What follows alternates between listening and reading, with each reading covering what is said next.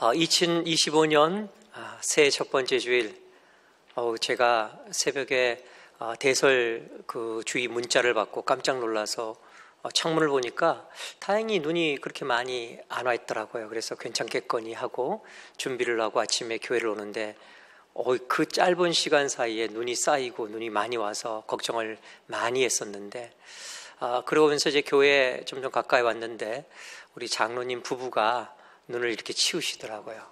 그래서 눈이 온 게 또 이렇게 은혜가 되는구나, 제가 이런 생각을 좀 많이 했었습니다.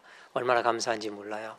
그런데 이 악조건 속에서 제가 걱정한 거는 2025년 첫 번째 주일인데 우리 성도님들 교회 오는 게 너무 힘들어서 많이 못 오시겠다, 이런 우려를 했는데 정말 제 생각을 뛰어넘어서 정말 여러분들이 이렇게 많이 달려 나오셔서 오늘 이 예배에 참여하신 게 얼마나 감사한지 모릅니다. 2025년 첫 주 정말 여러 가지 악조건 속에서도 하나님 앞에 예비하겠다라는 그 마음으로 달려나온 여러분을 다시 한번 축복하고 하나님의 은혜가 여러분의 삶 가운데 구체적으로 역사하시기를, 그 증거가 되기를 주님의 이름으로 간절히 축원합니다.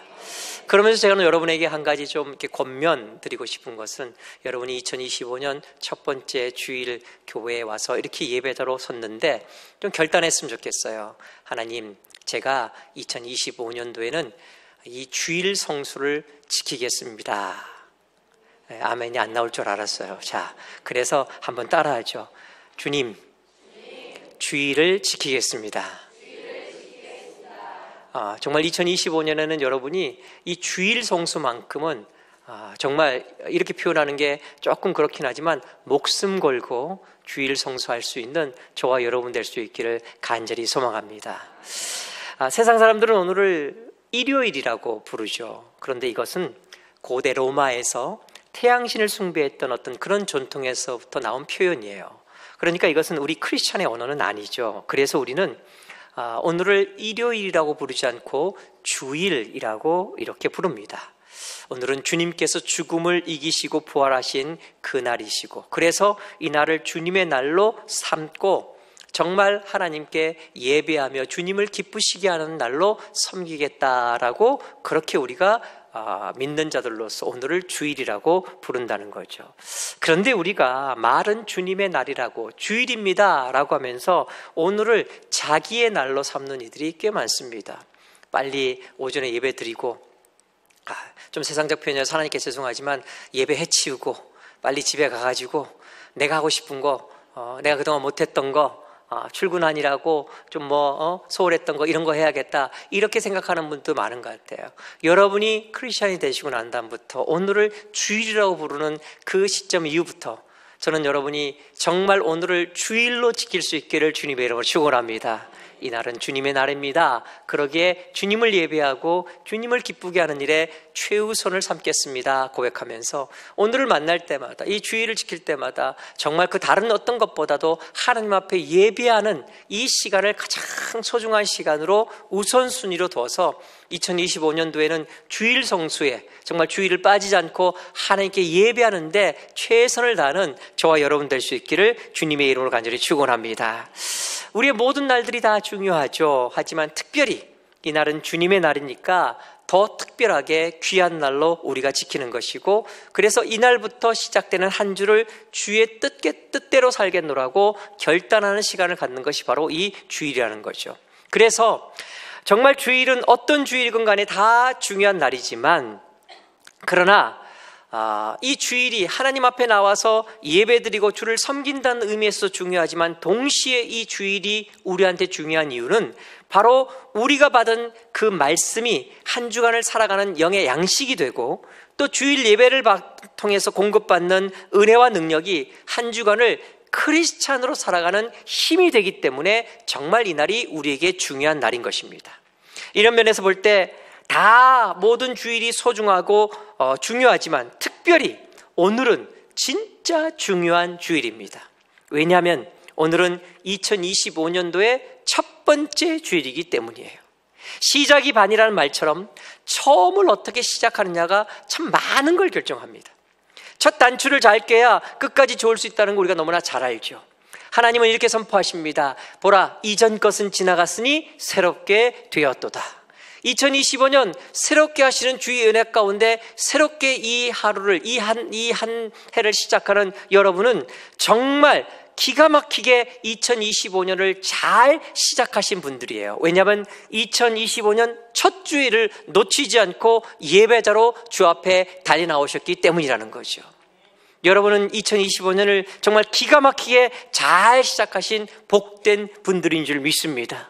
우리 옆에 있는 분들에게 다시 한번 인사하는데 이렇게 인사하죠. 당신은 2025년을 기가 막히게 잘 시작한 사람입니다. 이렇게 한번 인사하겠습니다. 인사하시죠.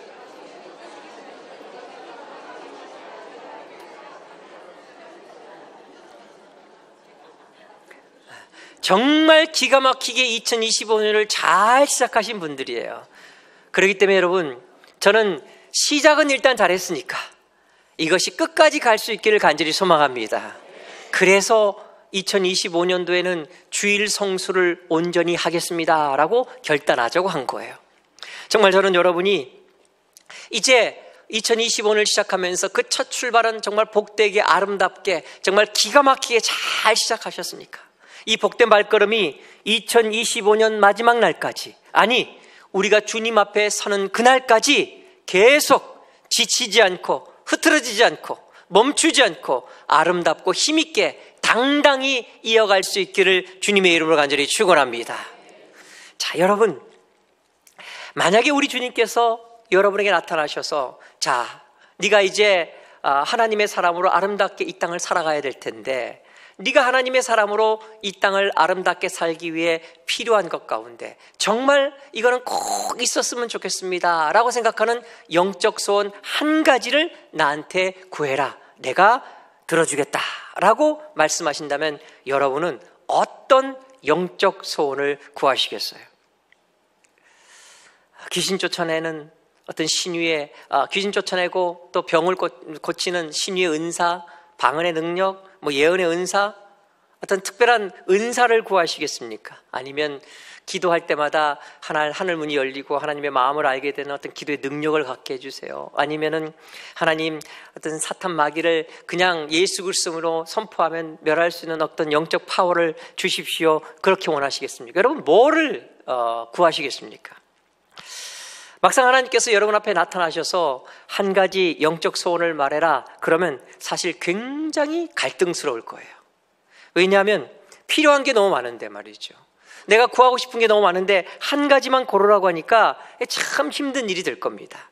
그런데 저는요, 만약 주님이 저한테 나타나셔서 그렇게 말씀하신다고 한다면 얘야, 네가 하나님의 사람으로 아름답게 살기 위해 원하는 거 있다면 영적 소원 딱 한 가지만 말해라 라고 한다면 저는 주저하지 않고 구할 게 하나 있어요. 사실 제가 이렇게 자꾸 나이가 들면서 선택장애가 있는 것처럼 이렇게 하나를 선택 못하는 경우가 많더라고요. 사무실에서 점심 때마다 연락을 해요. 뭐 드시겠냐고. 그러면 제가 너무너무 고민돼서 대답을 못해요. 알아서 하라고. 그러면 사무실에서 그러면 목사님 오늘은 이게 괜찮습니까? 라고 하면 괜찮다고 끊고 난 다음에 혹은 그렇게 톡 보내고 난 다음에 저걸 차라리 그거 말고 이거 먹자고 할 걸 그랬나? 이런 후회를 한 적이 한두 번이 아니에요. 아니, 그뿐만 아니라 다른 것들 어떤 것들에 해서 주일날 아침에 이렇게 교회 올 때도 양복을 선택하고 넥타이를 메고 난 다음에 옷을 입고 난 다음에 오늘 이거 말고 딴 거 할 거 그랬나? 이런 생각을 가질 때가 정말 많습니다. 뭘 결정을 잘 못하는 것 같아 자꾸. 그런데 하나님이 저한테 나타나셔서 영적 소원 한 가지만을 구하라 라고 하면 저는요 주저하지 않고 딱 이거 한 가지를 구할 것입니다. 그게 뭐냐면 주님 저를 다스려 주시옵소서라고 하는 소원이에요. 저는 이것이 우리 신앙의 가장 근본이면서 모든 영적인 것을 다 포함한 그런 것이라고 믿기 때문에 이 한 가지를 주저없이 하나님께 구할 거라는 거죠. 주님 저를 다스려 주시옵소서. 주의 통치를 원합니다. 주님의 온전한 다스리심을 원합니다. 그 한 가지를 하나님께 구할 것입니다.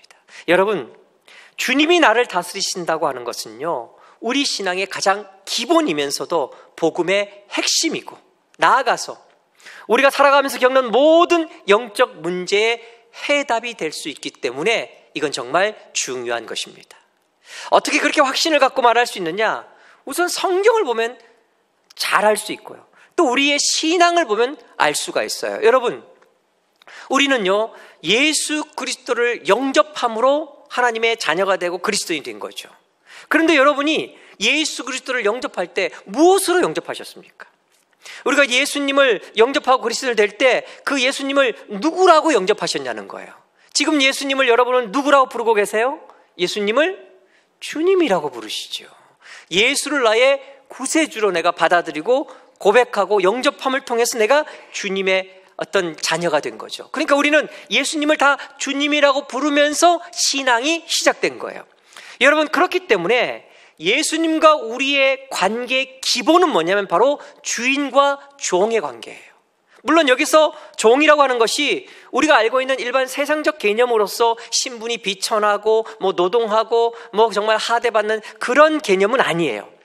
성경이 말할 때, 특별히 성경이 예수님과 우리 사이를 이야기할 때 주인과 종의 할 때 그 종은요, 주인에게 속해서 그 주인의 온전한 다스림 가운데 있는 사람, 이걸 의미하는 말이 바로 종이에요. 그러니까 예수님은 나의 주님이십니다, 우리는 당신의 종입니다 라고 이야기할 때 그건 무슨 뜻이냐면 우리는 주님의 사람입니다, 주님의 백성, 주님이 다스리시는 사람입니다 라는 뜻이 된다라는 거예요.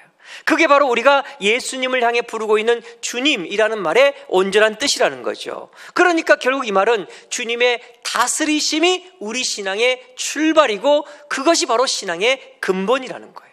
뿐만 아니라 성경에 보면 복음을 소개하면서 이 복음의 내용이 뭐냐라고 할 때 복음의 내용은 다른 것이 아니라 바로 주님의 다스리심이시다라고 말하고 있어요. 이 부분을 갖다 가장 두드러지게 말한 것이 바로 이사야서입니다.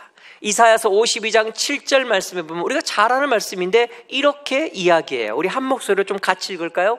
이사야 52장 7절 말씀 같이 읽습니다. 시작. 좋은 소식을 전하며 평화를 공포하며 복된 소식을 가져오며 구원을 공포하며 시온을 향하여 이르기를 내 하나님이 통치하신다는 자의 산을 넘는 발이 어찌 그리 아름다운가. 아멘. 여러분, 이 말씀은요, 복음 전하는 전도자의 삶이 그 발이 너무 아름답다는 걸 이야기해요. 좋은 소식, 정말 복된 좋은 소식을 전하면서 산을 넘는 자의 발이 어찌 그리 아름다운가라고 이야기하는데, 그런데 이 말씀을 자세히 보면은 그 좋은 소식, 정말 복된 좋은 소식을 가져오는 사람의 그가 전하는 복된 소식의 구체적인 내용을 뭐라고 소개하고 있냐면 내 하나님이 너를 통치하신다라는 거라는 거예요. 그러니까 이게 복음의 핵심적인 내용이라는 거죠. 그렇기 때문에 여러분, 우리 주님도 그 공생의 사역을 시작하시면서 복음서 처음에 가장 먼저 어떤 메시지를 외치셨냐면요, 회개하라, 천국이 가까이 왔느니라. 즉 하나님의 나라가 가까이 왔느니라 라고 외치셨어요. 여러분, 하나님의 나라가 뭐예요? 하나님이 다스리시는 나라예요. 그러니까 하나님의 통치하심을 선포하신 거예요. 하나님의 통치, 하나님의 다스리심이 시작되는 것이 바로 복음의 역사고 그 복음을 받아들이는 것이 바로 신앙의 출발이다라고 이렇게 이야기하고 있다라는 거죠. 자, 이렇게 복음의 핵심 내용이 주님의 통치이기 때문에 결국은 주님의 이 통치는요, 우리 신앙의 근간을 이루는 것이다 말할 수 있고, 동시에 주님의 이 통치는 우리가 신앙인으로서 이 땅을 살면서 겪게 되는 모든 문제에 대한 해답과 대답이 될 수 있다라고 말할 수 있는 거예요. 우리가 신앙을 가지고 살아가면서 우리는 정말 많은 문제를 겪을 수가 있습니다. 어떤 경제적인 어려움이나 환경적인 어려움, 건강 이런 것들 만날 수도 있고요. 어떤 영적인 어떤 어려움들, 미혹함, 혼돈, 갈등, 그런가 하면 사람들과의 어떤 힘든 관계, 혹은 우리 자신이 갖고 있는 어떤 연약함과 무력함, 우리 속에서부터 끝없이 솟아오르는 어떤 죄성, 어떤 이런 등등 수많은 문제를 가지고 우리가 살아가면서 정말 인생 자체만 살기도 어려운데 신앙인으로 아름답게 힘있게 승리하며 살려고 할 때 이런 것들이 참 어려움을 줄 때가 많이 있다라는 거예요. 그런데 여러분, 이 모든 문제에 대한 유일한 대답은요, 바로 주님께서 우리를 다스리시기만 하면 된다라는 거예요. 주의 통치, 이것만 있으면 된다는 거죠. 저는요, 저 스스로를 보면서 가끔 참 절망스러울 때가 있어요. 제 속에 있는 어떤 저의 이 연약함과 부족함, 때로는 악함, 못된 자아, 더러운 어떤 욕심 등등 이런 것들이 제 안에서 발견될 때마다 정말 힘이 들 때가 많아요. 제가 괜히 겸손한 척 하려고 여러분에게 말씀드리는 게 아니에요. 제가 모태신앙으로 목회하시는 부모님 밑에 태어나가지고 주님을 만난 이후로 이제 꾸준히 신앙생활을 하면서 또 심지어 복음을 증거하는 사역자로 30년 이상 목사로 살아왔음에도 불구하고 이런 게 좀 잘 안 끊어져요. 안 없어져요. 좀 내가 좀 해결했나, 좀 이제 내가 그런 것들을 이겼나, 끊었나 라고 생각하면요, 어느새 막 올라오고 말이죠. 시간 가면 좀 되려나 했는데 시간이 아무리 가도 올라오고 또 올라오고 정말 불쑥불쑥 튀어나올 때가 많아서 끈질겨서 정말 저를 낙심시킬 때가 너무나도 많다라는 거예요. 하지만 여러분, 분명하게 제가 여러분에게 말씀드리지만 그럼에도 불구하고 저는 저의 이 끈질긴 죄성과 못된 자아, 교만, 연약함, 부족함 때문에 절대로 절망하지는 않습니다. 실망스럽기는 해요. 저 자신을 바라보면서 좀 실망스럽기는 해도 결코 절망하지 않아요. 왜냐하면 난 안 되나 보다. 20년 30년 신앙생활하고 그렇게 설교하고 그렇게 말씀 읽고 기도했는데도 이 모양 이 꼴이면은 그냥 이렇게 살아야 되나 보다라고 절망하지 않습니다. 포기하지 않아요. 왜냐하면 이런 모든 것들을 끊을 수 있는, 이 모든 걸 이길 수 있는 대답을 저는 알고 있기 때문에 그렇다라는 거예요. 그 대답이 뭐냐? 여러분, 주님이 온전히 나를 통치하시기만 하면, 주님이 온전히 날 다스리시기만 하시면 어떤 죄성이라 할지라도, 정말 그렇게 끈질기게 나를 괴롭힌 어떤 연약함과 부족함, 그 모든 죄의 모든 것이라 할지라도 여러분 반드시 끊어지고 떠나가고 사라질 줄 믿습니다. 전 분명히 믿습니다. 이게 성경의 대답이에요. 그래서는요, 저 자신에 대해 때로 실망하지만 절망하지 않습니다. 포기하지 않습니다. 변할 거라고 믿고 바뀔 거라고 믿고 하나님의 사람으로 아름답게 온전히 서나갈 수 있다고 믿습니다. 저뿐만 아니라 저는 이 말씀을 듣는 여러분 모두에게도 하나님은 분명히 그렇게 말씀하실 줄 믿습니다. 하나님이 온전히 여러분의 인생을 다스리시기만 한다면, 그러면요, 우리의 모든 것들은 떠나가고 끊어지고 변화되고 하나님 선포하신 것처럼 보라, 이전 것은 지나갔으니 새롭게 되었다라는 그 말씀이 여러분에게 구체적으로 역사하시는 하나님의 약속으로 임하게 될 줄 믿습니다. 이게 성경의 대답이라는 거죠. 한 번은 성도님들과 좀 이렇게 편안하게 이야기를 하는 시간을 가진 적이 있어요. 보통 그런 시간들은 되게 여자 성도님들이 많아요. 아무래도 주중에 남자분들 만나는 경우보다는 여자분들 만나는 경우가 많으니까 그날도 이제 여자 성도님들 이렇게 사이에 둘러싸여가지고 거기 집사님들도 계시고 권사님들도 계시는데 좀 이야기를 자유롭게 하는 그런 시간을 가졌어요. 그 중에 한 분이 이제 제 옆에 앉으셨는데, 이제 이분이 이렇게 담임 목사하고 가까이 앉아서 개인적으로 이야기하는 시간이 많지 않으니까 이분이 제 옆에 앉아서 자기 하소연을 하기 시작하셨어요. 가족 중에 한 사람 때문에 너무 힘들다는 거예요. 너무너무 속상하다는 거예요. 교회는 계속 나오는데 전혀 안 바뀌어가지고 교회에서는 좀 바뀐 듯한 어떤 그런 모습 보이는데 집에 가면 전혀 그런 모습이 없어서 너무 힘들다고, 계속 문제 일으키고 가족 간에 트러블 만들고 하여간 변하지 않고 그 모양 그 꼴인 것이 너무 힘들고 괴롭고 너무 속상하다고 막 그러면서 상담받듯이 저한테 막 자기 이야기를 막 풀어놓으셨어요. 그래서 제가 그 얘기를 듣고 참 고민스러웠어요. 이제 뭐라고 좀 대답을 해드려야 될까? 어떻게 위로할까? 어떻게 힘을 줄까? 막 이렇게 생각하고 있는데 갑자기 옆에 계시던 권사님이 탁 튀어나와가지고 먼저 이야기를 하시는 거예요. 갑자기 그분한테 성령 받아야 돼. 성령 받아야 사람 바뀌지. 다른 걸로는 안 돼. 막 이러시는 거예요. 저 굉장히 당황했어요. 왜냐하면 사실은 이제 제가 말할 차례였거든요. 그렇잖아요. 분위기상 이제 그분은, 그 집사님은요, 저한테 물어보셨고 다른 그 옆에 있는 다른 사람들이 아니라 담임 목사인 저의 이야기를 듣고 싶어서, 그래서 이제는 이제 제가 말을 딱 하면서 어떤 분위기를 잡고 어떻게 좀 안정시키고 뭔가 좀 아름답게 해나가야 될 그런 상황이었는데, 이분이 참지 못하고 갑자기 튀어나와서 담임 목사 입을 탁 가로막고 자기가 말을 탁 뱉은 거예요. 당황스러웠어요. 하지만 그렇다고 해서 기분 나쁘다? 그건 아니었어요. 왜냐하면 그분 하신 말씀이 맞으니까, 그게 정답이니까. 물론 속으로는 알기는 잘하시는데 라는 생각이 들었지만 아무튼 그분 말씀이 정답이었어요. 네, 여러분, 사람이 변하려면 성령 받아야 변할 줄 믿습니다. 의지나 결단으로, 무슨 결심으로 새해 됐으니까 이제는 뭐 내가 새롭게 될 거야, 결심한다고 되는 게 아니라 성령 받아야 사람은 변할 줄 믿습니다. 자, 그런데 여러분, 이 성령을 받는다는 게 구체적으로 뭘 말하는 걸까요? 우리가 성령 받는다, 성령 받아야 사람 변한다, 우리 이런 얘기 많이 하잖아요. 이게 뭘 의미할까요? 여러분, 성령 받는다는 게 뭘까요? 이게 무슨 뭐 귀신 들린 것처럼 갑자기 이상해지는 거, 그런 거 말하는 거 아니죠. 우리가 보통 성령 받는다 그러면 팍팍 쓰러지고 말이죠. 뭐 이상한 혀꼬부라진 소리로 방언하고 뭐 이런 것만 생각하는데, 여러분, 성령 받으면 어떤 그런 현상도 나타날 수 있지만 사실은 그게 성령 받는 거의 핵심은 아니에요. 성령 받는다는 것은 뭐냐?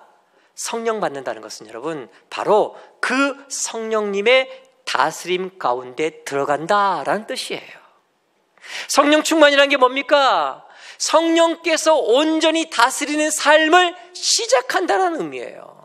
성령 받았다고 하고 교만하고, 성령 받았다고 하고 더 자기 마음대로 사는 거, 그건 사실은요 옳지 않아요. 성령 받았다는 것의 증거는요, 그때부터 성령께서 다스리는 삶을 살아간다는 거죠. 여러분, 성령께서 그 사람의 마음과 생각과 감정을 만지고 다스리시는데 어떻게 사람이 안 변할 수가 있겠어요? 그래서 성령 받으면 사람이 변할 수밖에 없다라는 거죠. 또 여러분, 우리가 종종 이런 말을 하고 듣습니다. 누군가 정말 달라지려고 한다면 무슨 말을 하냐면 하나님 만나야 된다는 말을 많이 해요. 하나님 만나야 사람은 바뀐다, 이런 말을 저도 많이 하고 여러분도 많이 하고 듣죠. 맞는 얘기예요. 여러분, 사람은 하나님 만나야, 주님 만나야 달라질 줄 믿습니다. 자, 그런데 주님 만난다는 게 무슨 뜻이에요? 주님을 만난다는 게 여러분 뭘 의미할까요? 그냥 한 번 만나고 헤어지는 거? 여러분, 이런 건 의미가 없죠. 뭐 소개팅 하듯이 주님 만나고 주님 잘 봤습니다, 반가웠습니다, 헤어진다? 그건 의미가 없는 거예요. 여러분, 주님을 만났다, 하나님을 만났다는 것은요, 한 번 만나고 끝났다는 얘기가 아니라 그때부터 그 하나님이, 그 주님이 나에게 임하셔서 나를 다스리기 시작하신다라는 의미가 들어있다라는 거예요. 그러니까 사람이 변하는 거죠. 주님이 역사하셔서 그 인생을 만지시고 그 인생을 이끄시고 그의 생각과 감정과 그의 모든 것들을 만지기 시작하시니까, 다스리기 시작하시니까 사람이 안 변할 수 없는 거예요. 그래서 주님을 만나면 사람이 변할 수밖에 없다라는 거예요. 그러니까 결국 여러분, 우리 인생 가운데 모든 것들의 표현, 신앙의 모든 것들의 표현은 우리가 표현만 달리할 뿐이지 한 가지 의미예요. 뭐예요? 주님이 다스리는 인생을 살아간다라는 것이죠. 이게 우리 신앙의 전부예요. 주님의 통치 가운데 있는 인생, 이것이 우리 신앙의 기본이고, 그러한 삶을 살아갈 때 우리 인생에는요, 놀라운 하나님의 역사를 맛보는 일들이 넘쳐날 수밖에 없다라는 거예요. 그래서 성경을 보면 예언자들이 넘어지고 깨지고 실패한 사람들 향해서 희망의 메시지를 증거할 때마다 그들이 말한 주 내용이 뭐였냐면요, 하나님이 이제 너를 다스리실 것이다 라는 내용이었어요.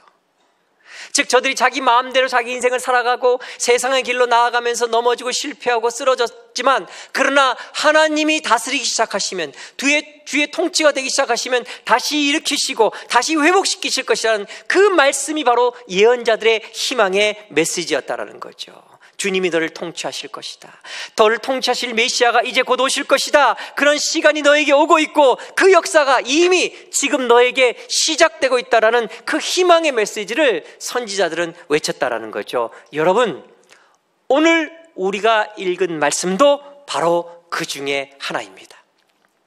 오늘 우리가 이사야 32장 말씀을 읽었지만 우리가 읽은 이 말씀은요, 바로 그 희망의 메시지, 쓰러지고 깨어지고 넘어진 절망 가운데 있던 이스라엘 향해서 하나님께서 희망의 메시지를 선포하시는데, 다른 말씀이 아니라 이제 너희를 다스릴 메시아가 오실 것이다, 주님의 통치가 지금부터 시작되었고 너희 삶 가운데 온전히 이루어질 것이다 라는 희망의 메시지를 선포하셨다라는 거죠. 여러분, 우리 1절 말씀 아까 읽었지만 다시 한번 읽도록 하겠습니다. 1절 말씀 같이 읽습니다. 시작. 보라, 장차 한 왕이 공의로 통치할 것이요 방백들이 정의로 다스릴 것이며. 네, 어떤 것보다 강력한 희망의 메시지를 이사야는 선포했습니다. 그런데 그 내용이 뭐냐면요, 장차 오실 메시아, 그 주님이 너를 다스리실 것이다. 너를 통치하실 것이다. 그 역사가 시작될 것이다. 그러면 네가 가지고 있는 모든 문제들, 그것은 해결되어지고 회복되어지고 승리가 선포되는 놀라운 삶을 살 것이라고 하나님은 이사야를 통해 이스라엘에게 말씀하셨다라는 거예요. 여러분, 이것이 바로 오늘 우리에게 주신 하나님의 메시지인 줄 믿습니다.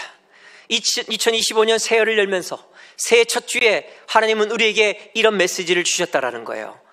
여러분, 주님이 여러분의 삶을 다스리고 계신 줄 믿습니다.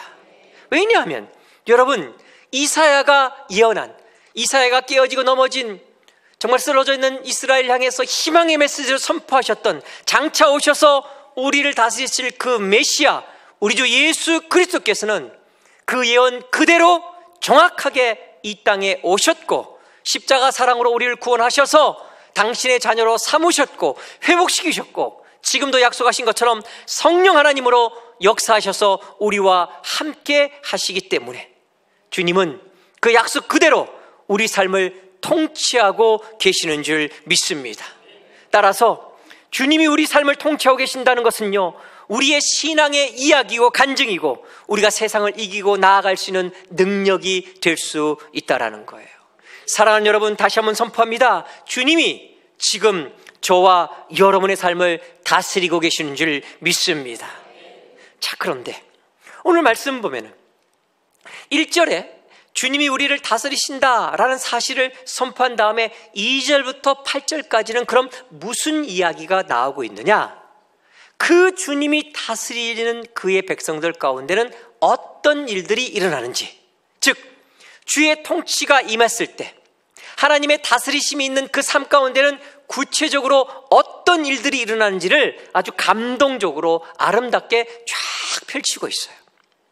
그러니까 이 2절부터 8절까지는 오늘 우리한테 어떤 의미가 있냐면, 여러분, 이것은 바로 우리에게 있어서 삶의 적용, 말씀의 적용, 믿음의 적용이 된다는 거예요.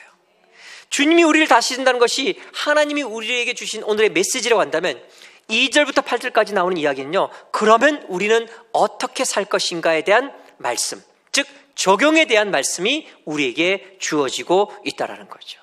사랑하는 여러분, 주님께서 우리를 통치하실 때 우리 가운데 일어날 일, 즉 하나님의 백성이 누리게 될 그 축복과 은혜는요, 동시에 우리가 하나님의 백성으로 살아가고 그 주님의 통치 가운데 있기 위해서 반드시 붙들어야 될 삶의 내용이 된다는 것입니다. 다시 말하면 여러분, 이런 얘기예요. 주님이 통치하시면 우리 인생 가운데는 이런 일이 있습니다 라고 하는 말은요, 역으로 말하면 우리가 지금 이런 일을 하고 있으면 주의 통치가 우리 가운데 있는 것입니다 라는 말의 증거가 된다라는 거예요. 그래서 우리는요, 이런 일을 하며 살아가는 것이 정말 중요하다는 거죠. 이런 적용이 있어야 된다는 거예요. 이것이 우리 삶의 구체적 지침이 된다는 거죠.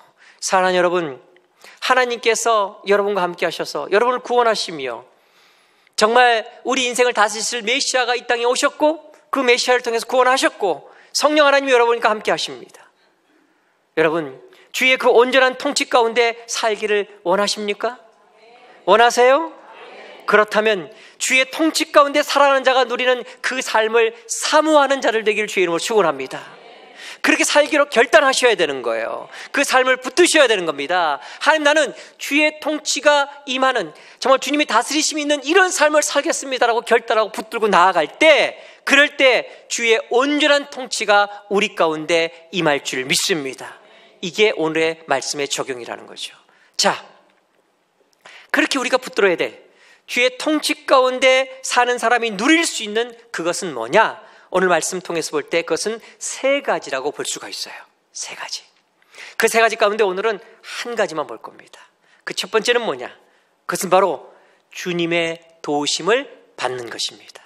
주님의 도우심을 받는 것. 우리 2절 말씀 함께 읽겠습니다. 2절 같이 읽습니다. 2절 말씀 시작. 또 그 사람은 광풍을 피하는 곳, 폭우를 가리는 곳 같을 것이며 마른 땅의 냇물 같을 것이며 곤비한 땅의 큰 바위 그늘 같으리니. 네, 주님이 나를 다스리시면 주님이 우리를 통치하시면 그러면 내 삶 가운데 어떤 일이 일어나냐? 가장 먼저요, 우리가 살아가면서 겪는 모든 환난과 어려움 가운데 주님이 나의 도움이 되신다라는 거예요. 전 여러분의 인생 가운데 주님이 여러분의 도움이 되시길 주의 이름으로 축원합니다. 그런데 여러분 아셔야 될 게 있어요. 주님이 나의 도움이 되신다, 이거는요 아름다운 문학적 표현이나 어떤 학문적 표현이 아니에요. 이거는요 우리 삶에 일어나는 어떤 일들에 대한 실제적이고 체험적 고백이라는 거예요. 여러분, 우리가 신앙생활 하면서 인생길 걸어가다가 인생의 풍랑을 만나는 순간 어디서 피할 수 있겠습니까? 어디로 피합니까? 폭우가 쏟아질 때 그 비를 누가 가리게 할 수 있다고 여러분 믿으세요? 정말 사막 같은 메마른 땅에서 우리가 어떻게 우리 몸을 적실 수 있는 그 물을 얻을 수 있겠느냐, 그 말이에요. 여러분, 하나님밖에 없다는 것을, 하나님이 나의 도움이 되는 것을 우리는요 체험할 수밖에 없고 고백할 수밖에 없다라는 거예요.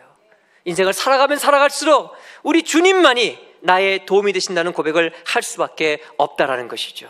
그래서 성경을 보면요, 하나님을 체험한 사람들이 자기가 만난 하나님을 고백하면서 정말 많이 고백한 내용이 뭐냐면 주님만이 나의 도움이십니다 라는 걸 고백한 거예요.